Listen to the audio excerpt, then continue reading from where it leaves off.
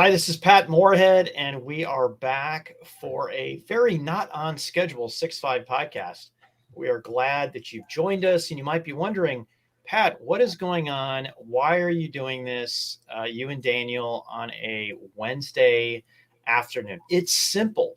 One of us scheduled a flight when the pod normally goes. I won't say which one. We want to protect the innocent here, but we're just glad you're here. And Daniel, man, it is so good to see you. I've only seen you twice today, and I'm seeing you again.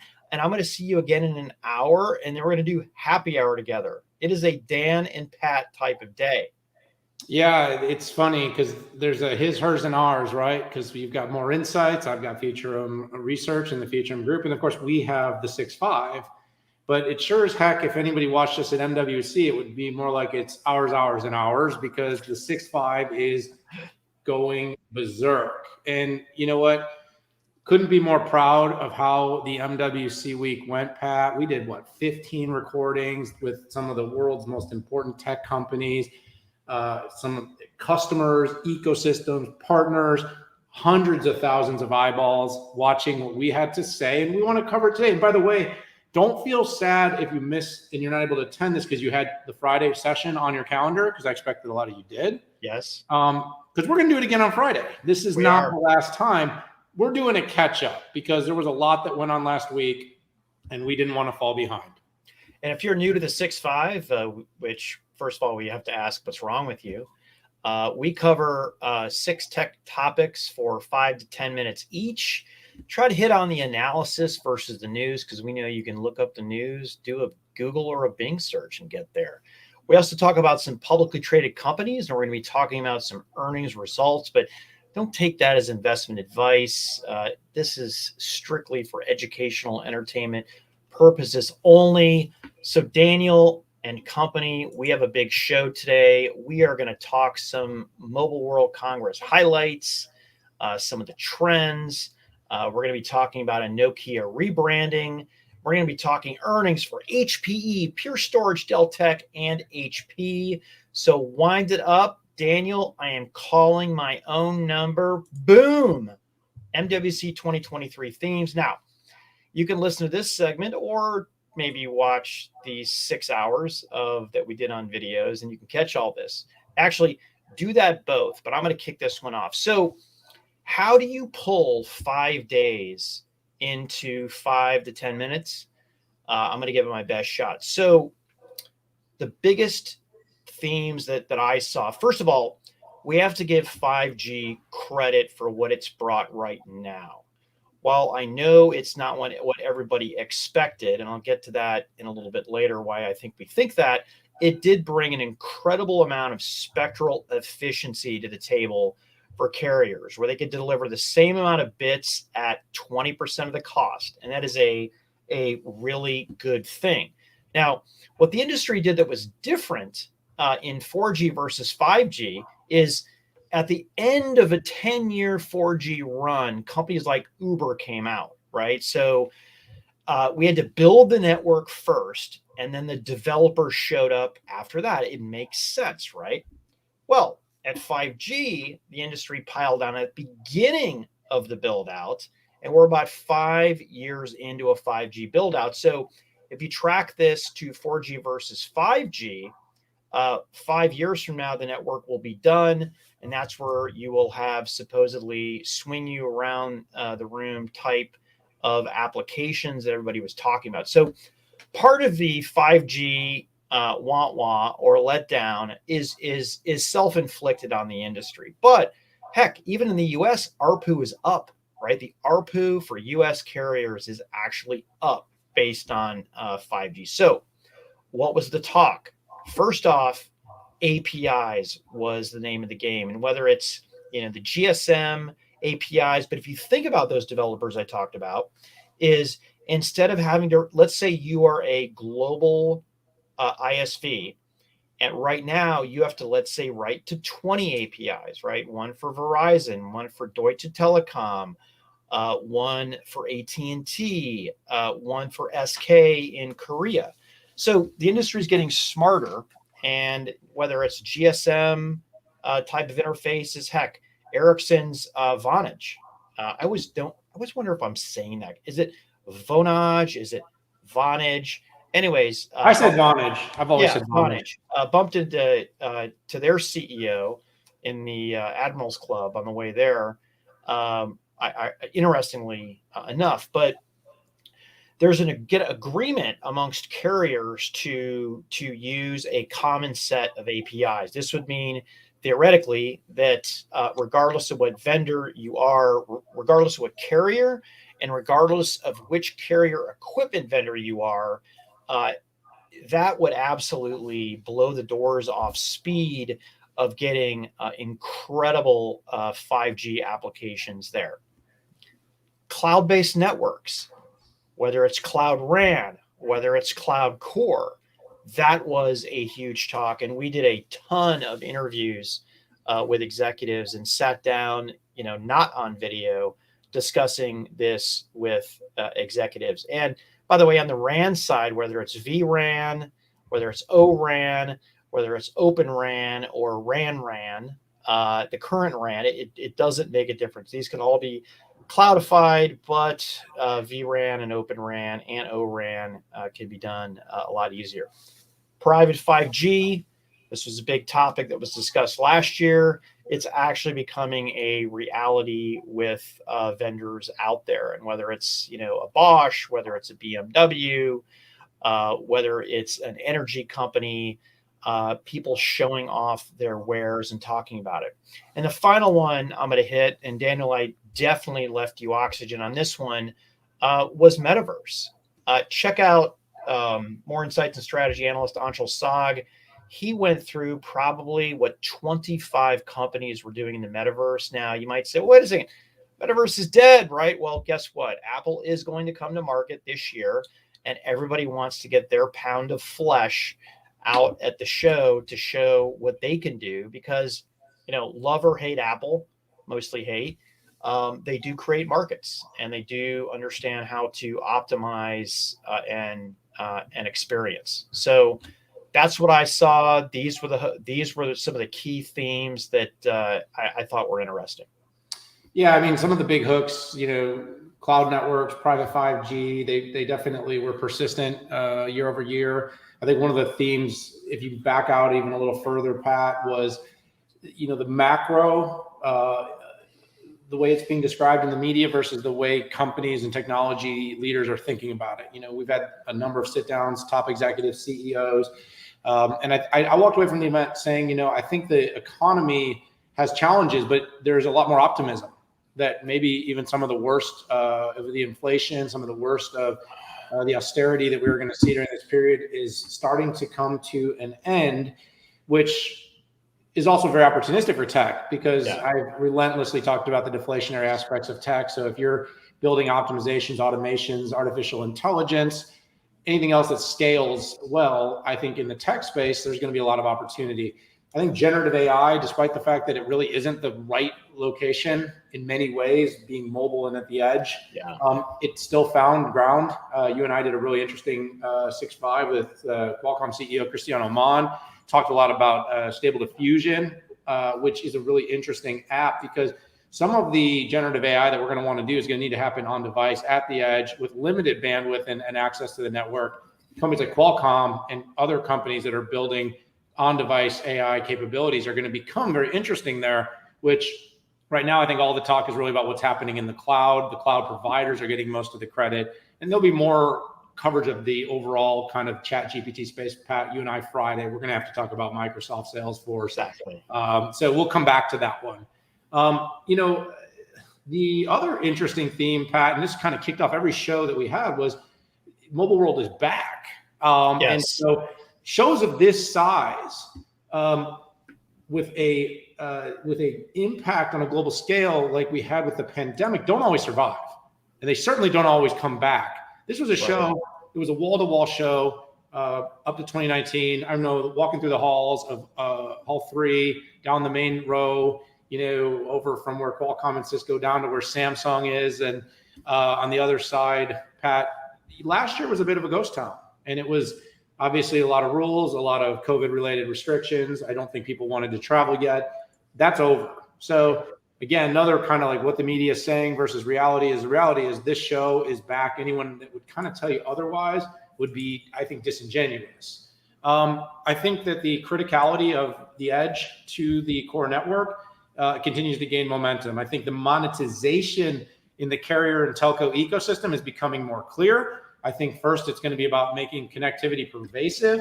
I think over time, like what you talked about with things like metaverse, again, not metaverse in the sense of Meta as the social media company, but metaverse in the sense of building applications that enable people to do their job more effectively in a shipyard or in a large manufacturing facility. That's going to start to gain momentum once again. And then, of course, data transport, how we move to be able to move data from one place to another is going to be massively impactful. Everything as simple as just high quality communications and connectivity, all the way down to moving mega petazettabytes of data from cloud to edge to enable a network, to enable edge applications to be implemented and utilized, which, by the way, all creates opportunities and challenges for the mobile world and telco ecosystem, Pat. So a lot more there. You have a Forbes piece. I'm going to put out a Forbes piece. There were some, very specific things, some neat partnerships announced. Check out all our other videos. We did so many videos. We did partnership videos. We did CEO videos. We have surprise guests like Pat Gelsinger, Intel CEO, who did our first 6.5 sneak attack of our, Yes. and you can see me genuinely shocked when he, those push-ups, Pat, if you're listening to this, you are strong. I get it. Great stuff there on Mobile World Congress. And I'm glad you put in there that it was definitely alive. I mean, I don't even remember seeing any masks, and nothing wrong with wearing a mask if you want to wear a mask, but I didn't even, I see them all over New York City and San Francisco. I did not see them at Mobile World Congress. So let's jump into a related content, and that was Nokia business to business rebranding that they did. Daniel, was this just another run-of-the-mill brand change, color change, or something different? Pat, you and I had the opportunity to attend, I think it was Sunday, right before the show, Yes. the Nokia sort of relaunch. It was not just a brand relaunch, but kind of a brand promise relaunch. And, a lot of people out there, Pat, probably remember Nokia for the navy blue handheld devices of the early 2000s. I played that Snake game a lot. It was pretty awesome. It was calling. It actually dominated the market. You could truly say Nokia had a very strong, I don't know, dominant's always a risky word with companies that have licensing in their strategy. But in terms of just their handset business, they became a bit of a global phenomenon, certainly a phenomenon here in the US. Having said that, the BlackBerry became a very big disruptor to Nokia. And after that, it never found its footing in the US the same way. Now, this is a company that has continued to be very valuable in infrastructure, very valuable, in core RAN technologies, working with the big telcos. And so they never went away. But as we've seen, like with IBM, when you move away from selling PCs that people buy at a retail store to being much more critical at the B2B and service level layer, what can happen is brand becomes a bit muted. And then the market's awareness, understanding, and valuation of the brand becomes a little harder to sell. And so Nokia, the CEO, its top leadership, got on stage and didn't only launch a new brand, which was kind of cool, kind of abstract. If we flash it on here, you basically would say there are some incomplete letters, a little bit like Kia, the car company, did. And it became a requirement of our brain to fill in those gaps. For me, it was no problem whatsoever. I thought the company did a good job of kind of painting the picture, telling a story. And the story with the company, oh, look at you and Pekka. There you go. Pat it's not always about Pat, but is this about Pat? Sometimes it is. Sometimes it's about Pat. But there's Pat and Pekka. There's the new brand. As you can see, I think anyone that's known Nokia for a long time would see that picture, understand what the company is. The question is it, is it valuable? Does it change? Brand exercises are always one of those things that have a combination of very tangible and very ephemeral. I think what Nokia is saying is it's turned a corner. Its global reputation and role is increasing. The value it's providing and driving to its telco partners and its ecosystem continues to increase. the company is looking to expand its valuation, grow sort of how it's seen in the market as providing the capabilities of the next generation of communications in the 5G era. And it's also really wanting to let people know that we are still early days of 5G and its intentions to not only be part of 5G and 5G plus, but into 6G are palpable. I'm not a Pat, and I'm going to be candid. I give a lot of market strategy advice, a lot of go-to-market strategy advice. I'm not a brand guy, meaning, I have some intuitive feelings about brand. I do not, we're not agency guys. And so you ran marketing corporate for a very large company at one time. But what I would say is to me, the ephemeral part was less important. What was important to me was the fact that the company is in a pivot, it's in a transformation, and it's being very articulate about the importance of its partners. And those missing pieces of its letters were described as sort of it being filled in by its ever growing and ever more important ecosystem partners. I think that message landed at MWC. Obviously, the result of a publicly traded company in the long run, but congratulations to Pekka and the Nokia. There are better brand people than I. I have led as a corporate vice president a new brand inside of a company before, but I'm not a brand guy. I'm primarily a strategy guy, which is why I really appreciated the company not just splashing up a new logo with a new jingle, but tying in the corporate strategy. Pekka did a great job going through the strategic called our pillars. Those were in my strategy vernacular, those would be objectives. And then our enablers, which again, in my vernacular would be called our strategy. So what does a company want to do, right? They want to grow CSP, not to be confused with cloud, but communication service providers faster than the market. So faster than an Ericsson, faster than a Samsung, and I don't even know if we count ZTE or Huawei anymore. Maybe we do. The second one, by the way, they also have to contend with the ORAN folks in the future. Second, expand the share of enterprise. And these could be enterprise services like a private 5G. I think like we saw the tie between them and Kyndryl and the great work they were doing on the next generation of connectivity. The third was actively manage the portfolio. I have no idea what they meant by this. And I put that big question mark on one of my tweets Sunday. I want to figure, were they mismanaging their portfolio before? I don't know. Was this hey, we're going to do some inorganic acquisition? That was the question I did ask Pekka. I did like the answer I got from him and the team. Secure business longevity in Nokia Technologies. Essentially, this is mining the Bell Labs and all of the research with the big R. Fifth, build new business models. We saw this in things like Cloud RAN, Anywhere RAN. We saw this, or they were hinting to this in the metaverse value chain, which, by the way, kudos to the company for doing this. And then finally, as a service. So I appreciated that it wasn't just splashing the logo up there. They put it in the context of strategy.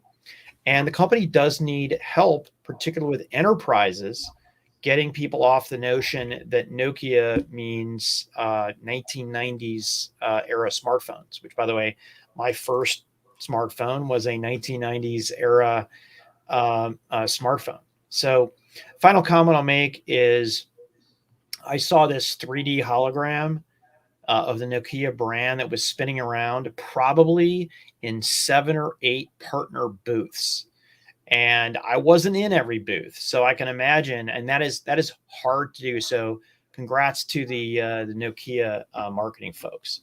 So with that, I am going to take us out of the MWC zone and into the earnings zone, and we are going to kick off with HPE. HPE absolutely crushed it again. They had their highest revenue since 2016, highest a record for operating margin, up 80 basis points to 11.88%.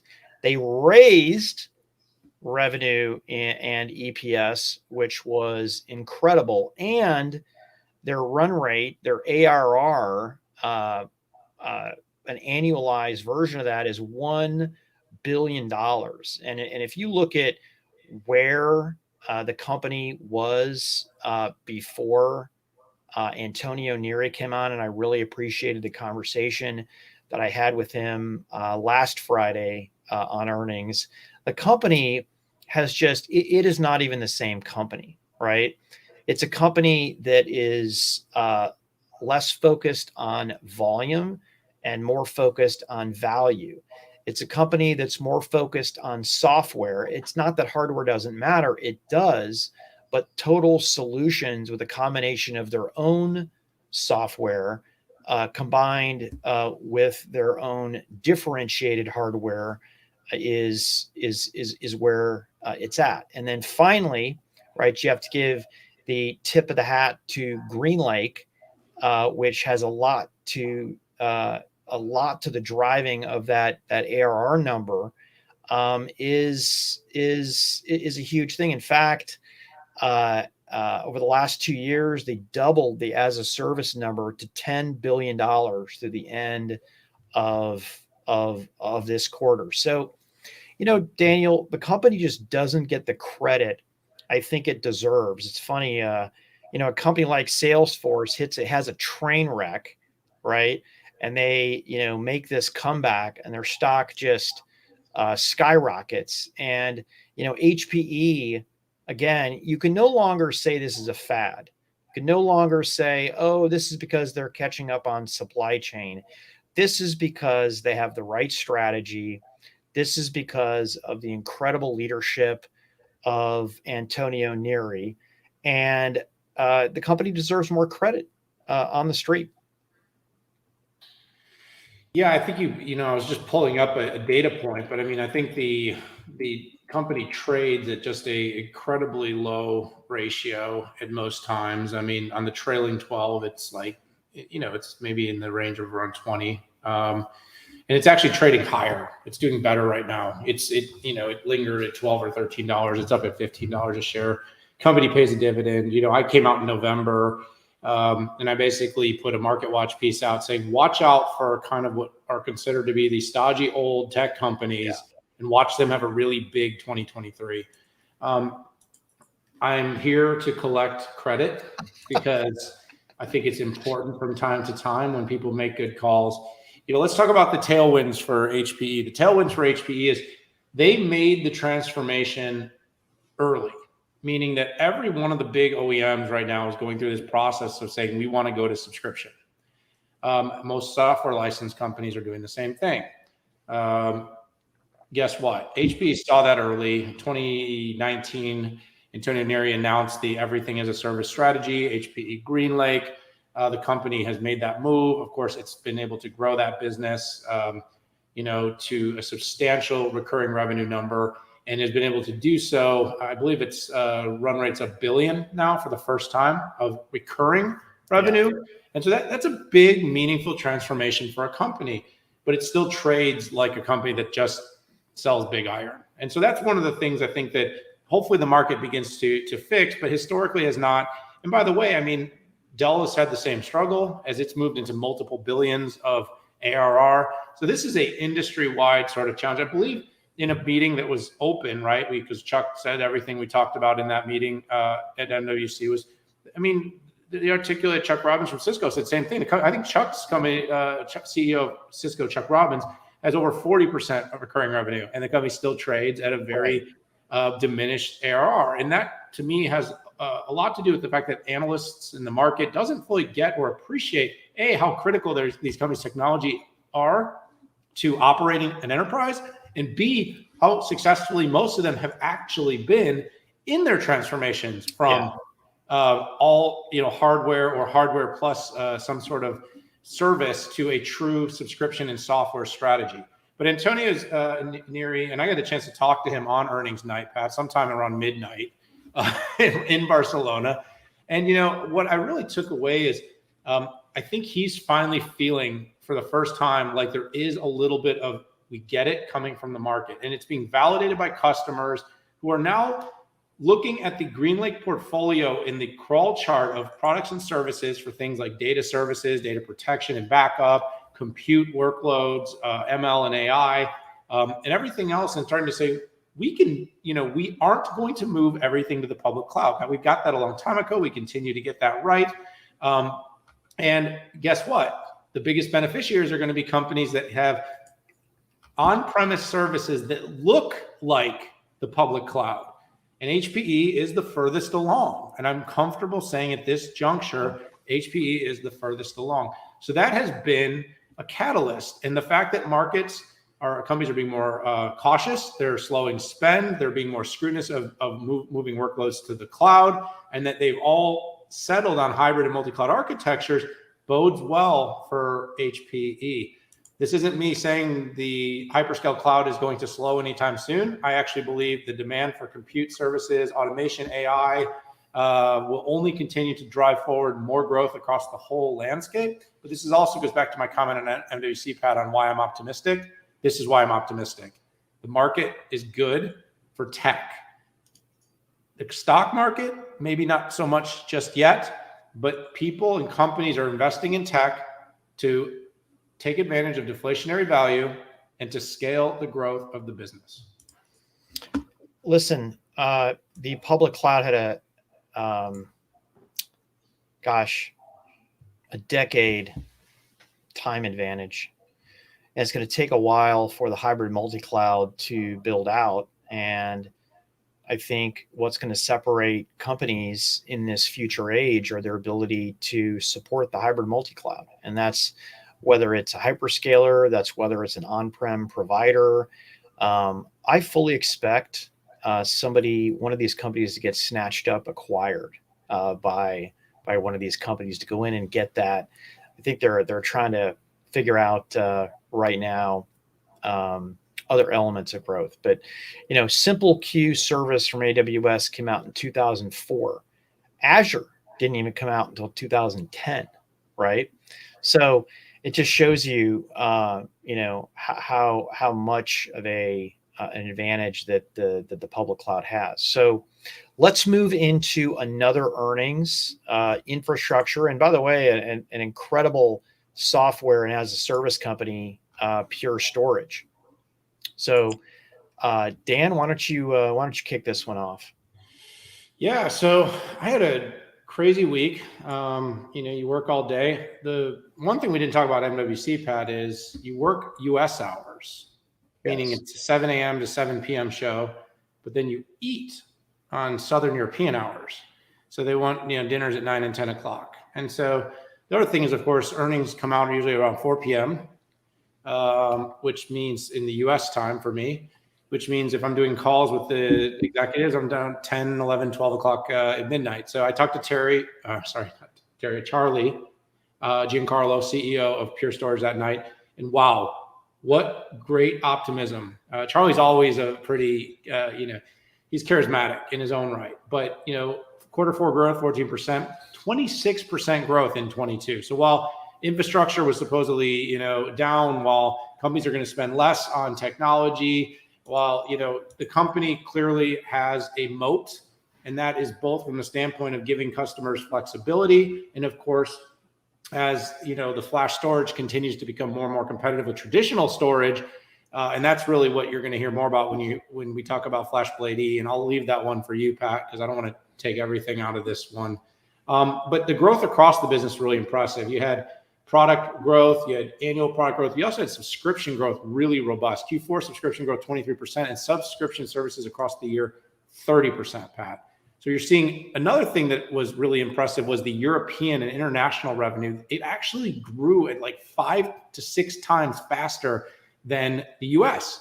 And what does this mean? Well, there's two things to this. One is it's FX related. The dollar has weakened, which gave everybody a tailwind after those crazy periods of FX for all tech companies. But the other thing it means is that these markets where there is this higher level of austerity and this greater level of concern for recession are seeing something like Pure Storage as a way to optimize their business. That is pretty interesting. And of course, all this subscription growth and all this, is also a great indicator that the evergreen products from Pure are in high demand. So, for the market, there's another kind of macro factor. And if you look at things like the trend lines with generative AI workloads, we're going to start to see the whole storage category become really interesting, Pat. We talked about this with Micron as it relates to memory. Well, the other thing is all this data has to reside, has to be accessible, and it's not all going to be sitting in hot and warm environments. So the opportunity for storage is going to kind of have a renaissance, I think, in the coming year. And I think Pure is really well positioned to take advantage of this renaissance. And, the company is seeing, ARR growth in a substantial way. They're seeing customer net adds, nearly 500 this last quarter. And the company now is, it's claiming 58% of the Fortune 500. So, my one big takeaway from Charlie was, in the last quarter, it was all about market taking. He shared that with me. It stuck with me. The company is at a size where what it has is a percentage of overall market share, big opportunity to grow no matter what the market conditions are. This quarter, though, I think the company is becoming increasingly confident in its ability to play in that mid-market and in that more traditional solid state, storage space, that it's never price-wise been very competitive. And now all of a sudden it's going to get competitive. I can't imagine that's going to be a bad thing for Pure Storage. Yeah, great comments. And I'm going to hit on both earnings and FlashBlade E. So first of all, I think people were a little bit disappointed in the forecast when they put it out there. But once their peers, their competitors went out, I think that they realized that it's a tough market. Now, I do think it was a conservative guide. And I do think, every time you think of generative AI and every time you think of NVIDIA driving business, there is a very high likelihood that it will be connected to a Pure system. They were one of the first, if not the first, to optimize for these types of parallelized workloads that require just an absolute tremendous amount of performance, but also sucking less power as well. So I think as you look at that too, if you look at all the unstructured data that comes along with not only generative AI, but also the environmental impact that Pure's architecture provides, I'm feeling very good about the company right now. So FlashBlade E, and listen, I have heard this every year for the last 25 years. Well, not the last 25 years. It was hard drives were going to kill optical. But I've heard, at least for a decade, I think that flash is going to kill hard drives, right? And this very well could be. We're going to have to see the spinning disk folks and what they bring to the table. But pricing below 20 cents per gigabyte is on par with spinning disk storage. And when you factor in the environmental and the reduced power draw that goes along with this, this is a very precarious position that the spinning disk folks are encountering, but also a huge opportunity for Pure as well. And it's funny, we look at all the business and all the growth that Pure drives, but they're still only in 58% of the Fortune 500. Okay. There's another 42% they're not in, probably for various reasons. Maybe they don't need the high performance element. They're not really into, maybe they're just locked into one of Pure's competitor. But there is a long way to go, to taking share that you had mentioned. So I see Pure as a market maker, and they're doing this with FlashBlade E. And at least according to your call with Charlie, and unfortunately I couldn't make my call with him, he is going into market taking as well, taking market share. So anyways, good quarter.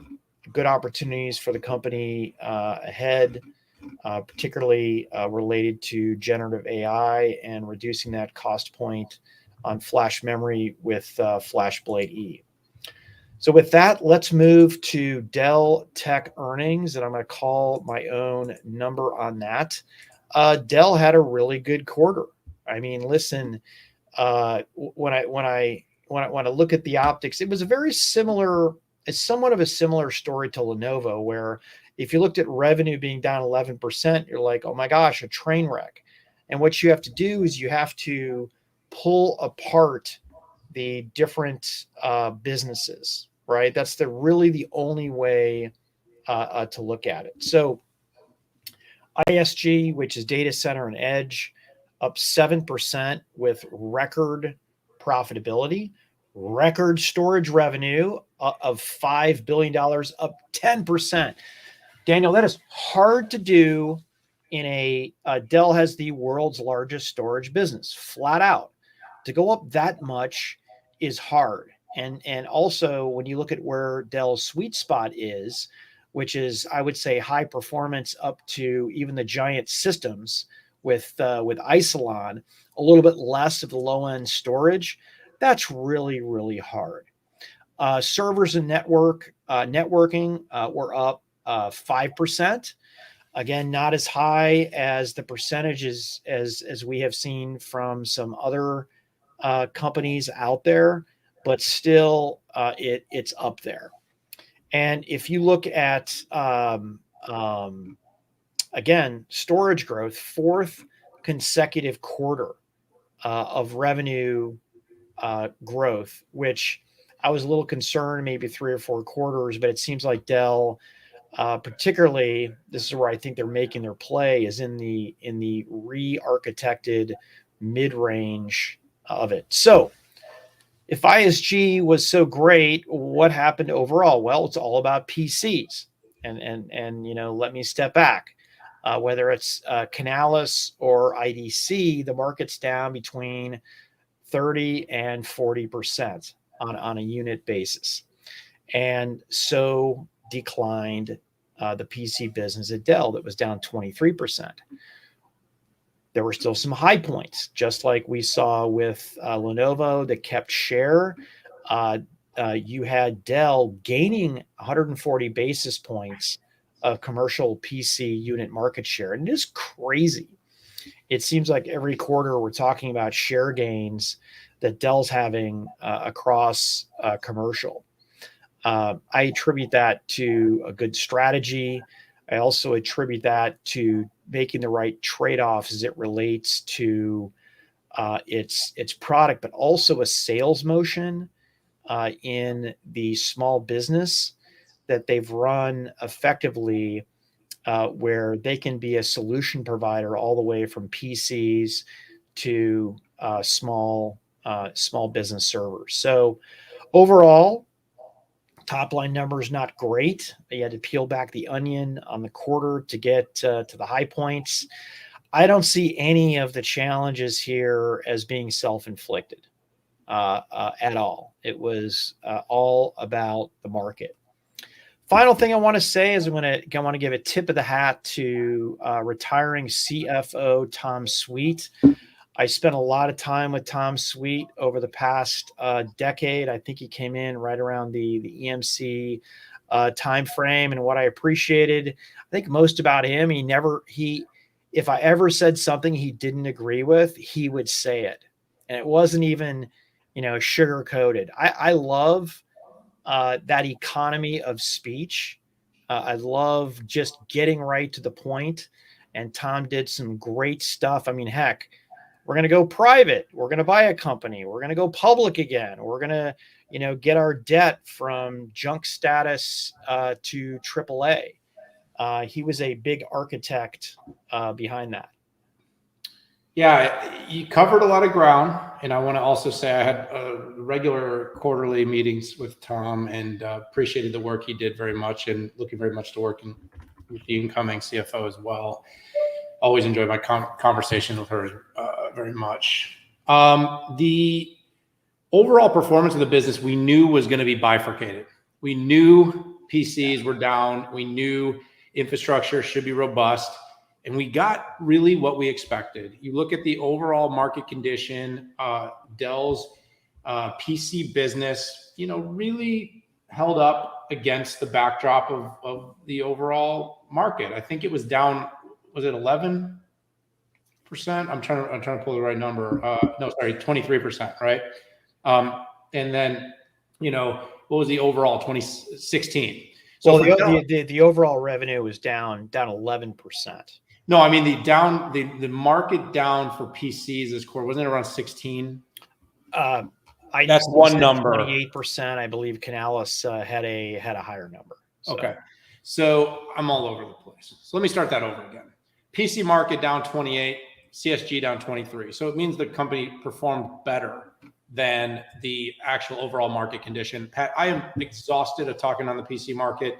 Look, that market did extraordinarily well for a period of time. And anybody that sees it as anything other than pull forward of purchasing is misunderstanding. We are going to have some innovation, some disruption, whether that's on-device AI, whether that's new formats and form factors and screens, whether that's lighter, whether that's connectivity, whether that is going to be, all-day battery life. There will be things that will drive the next wave of significant purchasing, and the PC is much more resilient than anybody ever wants to give it credit for. I don't care how big our phones get; people want to work on PCs. Dell, this is a goalie. And so this is a goalie for every company in the space. As long as Dell is outperforming the overall market size and shape, I think they're doing a good job executing. The company always really does do a good job executing. I'm glad that the company is diversified with ISG.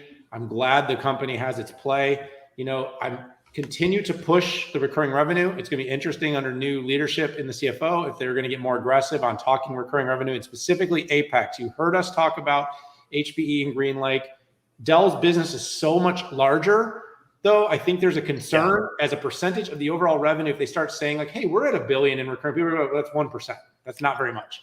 But it is important to say, hey, we're getting traction with hybrid cloud, multi-cloud, data services, protection, backup, security, devices as a service. So how they're going to be able to kind of continue to explain that is going to be something I'm going to be looking at very closely. But Pat, kudos. I mean, record infrastructure revenue up 12%. Strength in servers, strength in networking, strength in storage. And they're gaining, by the way, Pat, they're also gaining commercial PC market unit share. So even despite the down, they are doing well in certain spaces. So, where do they sit? Look, Dell, Pat, they've had the same slide for a long time, the storage leadership and then the server PC. They literally have 2 slides in their deck that talk about all the spots that the company is number one. I would read them all off, but honestly, we don't have time. We're going to run out of time on the show. So the point is the company's well positioned. The company is diversified. The company has had consistent leadership. The company is struggling with short-term revenue growth because the PC market is in a difficult spot. But having said that, the pivot to software, the pivot to security, the pivot to infrastructure as a service, multi-cloud are all in their wheelhouse. So I'm pretty confident long-term, the company's valuation will hang in there. And by the way, they never value, much like HPE, very high. So as that recurring revenue valuation as the PE, never very high. So I think as the company continues to be able to roll out more of the subscription services like HPE, they should be beneficiaries. And when the PC comes back, they will be certain beneficiaries. So let's move from Dell Technologies into HP Earnings. Dan, a little bit more of the same? Oh, I guess you could go across the boards, Pat. I also did talk to Enrique Lopez. So I had a busy week. I stayed up late a lot, had a lot of good conversations. It was a tougher quarter. I mean, I think the company's first quarter net revenue was down 18.8%. Let's just start by saying much greater exposure than Dell to the PC market. It is their biggest business, and it was impacted in a pretty significant way. They did reaffirm guidance. They did, show some areas of strength, and that's going to be in some of the innovation areas and in some of the remote and hybrid work areas, which is where I was really encouraged. So as many of you know, the company bought Poly last year. We know we're going in this kind of period of return to work versus working in office. You and I had worked with Dave Shull very closely, CEO of Poly. Now he leads part of that business unit for HP, Pat. But this is an area where I think it could be very interesting for the company, because while personal systems revenue was down 24%, commercial personal systems revenue was down 18%. Print was down 5%. The area around innovation and growth was the one area that the company is seeing some strength and growth. Remote work, hybrid work. That's going to be a really interesting opportunity for the company to implement and get some strength moving forward. Pat, you and I, HP had some more challenges than others did when it came to supply chain throughout the process. It didn't grow as much as some of the others.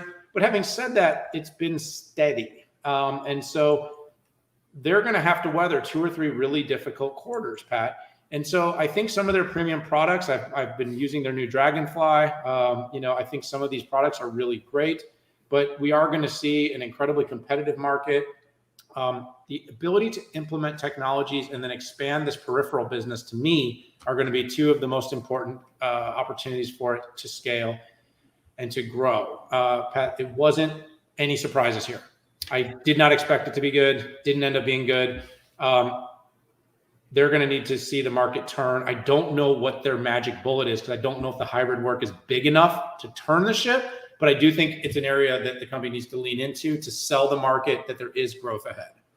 It's interesting with HP. I sit in some meetings with other industry analysts, and they talk about the death of HP in the PC industry. And I got to tell you, I'm here to say that the death of HP in the PC industry has been greatly exaggerated.